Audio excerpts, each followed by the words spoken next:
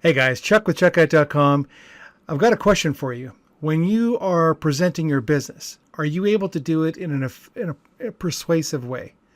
Well, if you're struggling with that, stick with me for the next few minutes because I'm going to share with you 6 very powerful tools that you need to include in every one of your sales presentations if you want to really be effective and start closing more deals.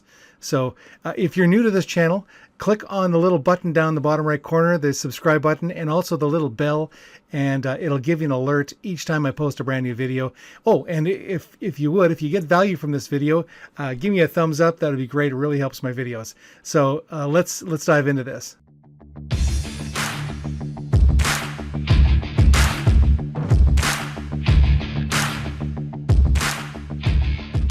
Now, the tools I'm going to be sharing with you are from the book, The Power of Persuasion by Dr. Robert Cialdini, and it's an amazing read. So I would strongly encourage you to go get it or go on Amazon and pick up a copy of it. Now, the first tool is The Power of Reciprocity, and he actually cited an example of how that can work for a waitress in a restaurant, for example. What they did was they had a waitress give a customer a mint after the meal was over, and what they found was that increased the tip to the waitress by 3%. So then they tried with giving 2 mints, and what happened then was the waitress got a 14% increase in her tip. That was an average. It wasn't just one customer. They did this on a number, so they got some strong stats. And then what they did was they had the waitress walk away from the customer after the giving the 2 mints, and then came back and said, "You know what? You guys are such great customers. I'm going to give you a 3rd mint."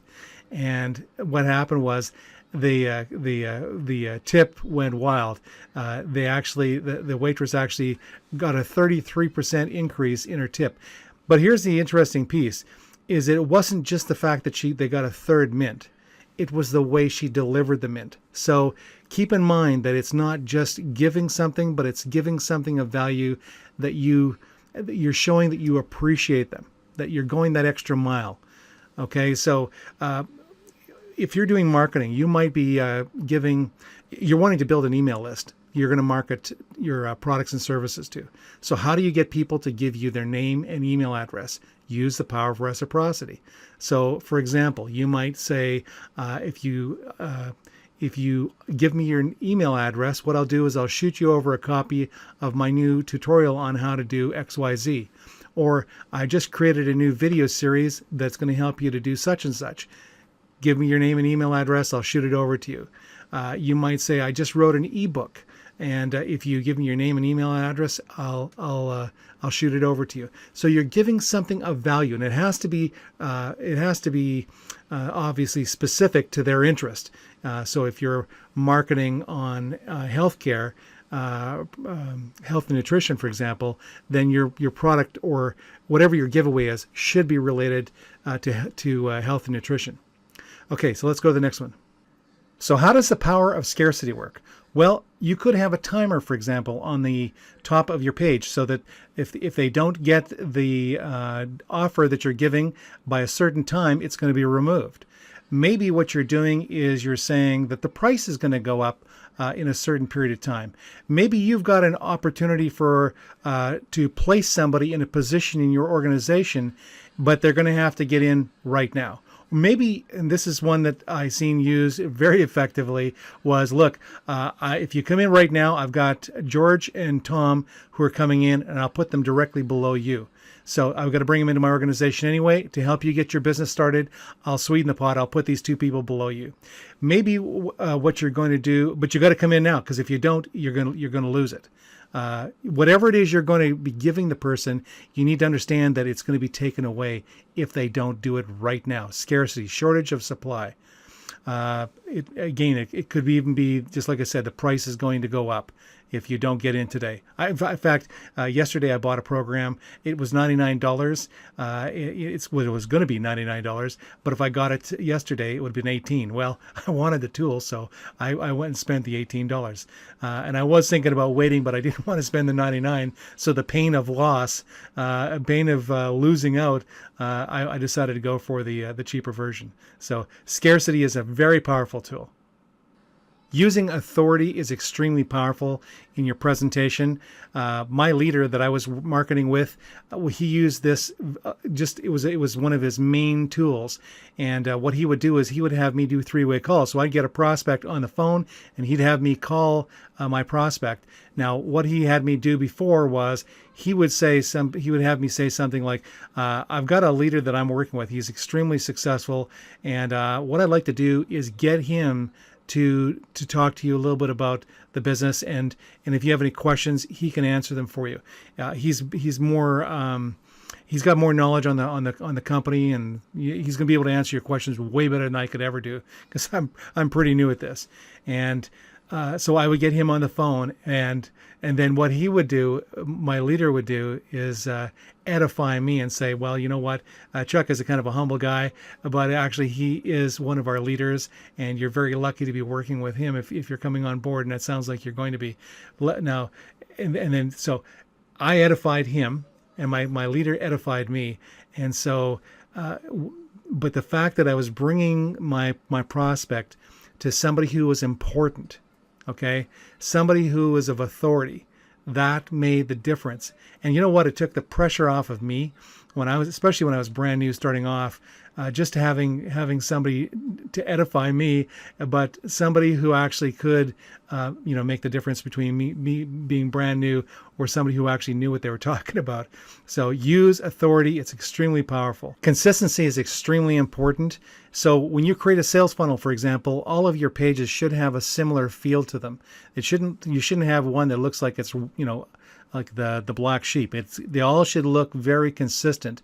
When you think of your branding, your banner on your Facebook account, your banner on your Twitter account, your banner on your YouTube account, make sure that all of your artwork looks the same. Use the same photos so people get a sense that this is who you are and this is what you're marketing. This is what you're selling.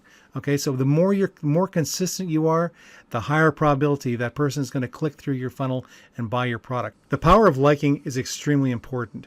What you want to do is you want to be somebody who they want to do business with. And people want to do business with people who they know, like, and trust.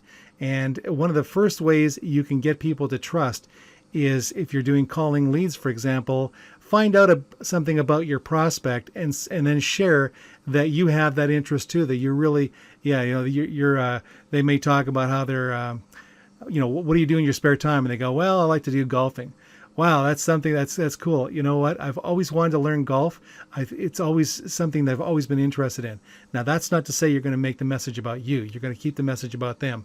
But you find some similarities and agree with them. You want to try, and you're doing this with ethics. You're not making it up.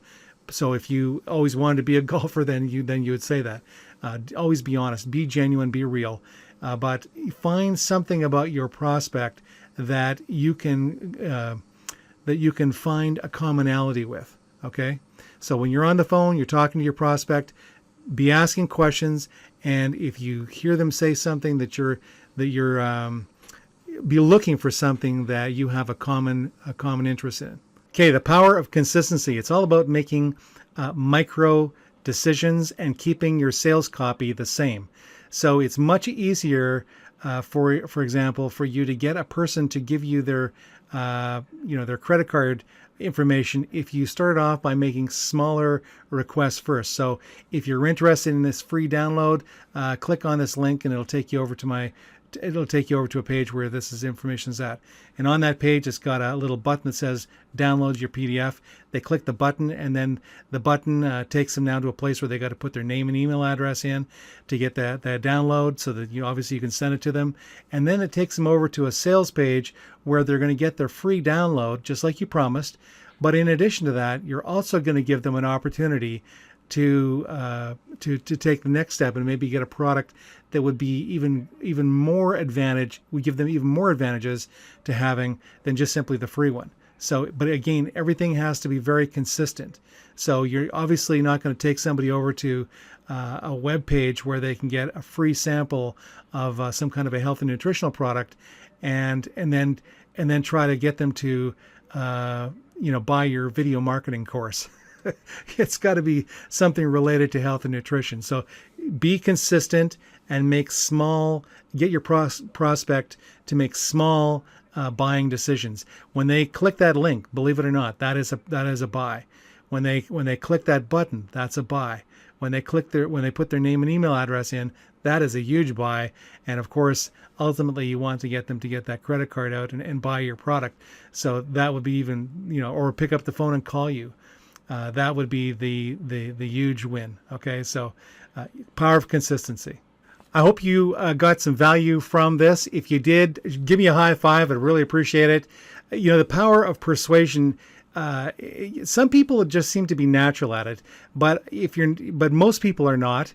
It's something that's learnable. You think, well, I'm not a salesperson. You know what? Being a salesperson it's not mystical. It's not magical. You just simply need to learn, what do you need to do to be persuasive, and you're going to get people following you. And you might start off kind of haphazard. Sometimes you're doing well and sometimes you're not. But over time, you're going to find that your persuasive skills are going to increase if you use these 6 tools. So if you're new to this channel, you want to make sure you click that little button down there in the bottom right corner, the subscribe button, and also click on that little bell, and it'll give you an alert each time I post a brand new video. So you take care, make it a great day, and I wish you all the best with your marketing efforts.